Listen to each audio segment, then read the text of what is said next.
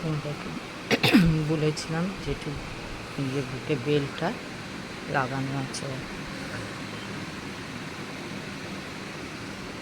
আমার গোপুসোনাকে দেখো, অনেক দিন পর দেখাচ্ছি।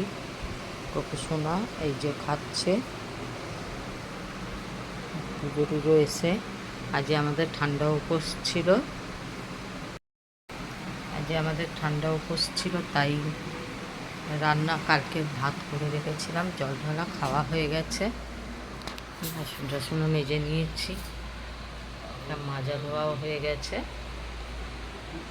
আর আমার নাতি আবার পাখি কিনে এনেছে, তারাও দেখাচ্ছে। 3খানা পাখি দেখেছ,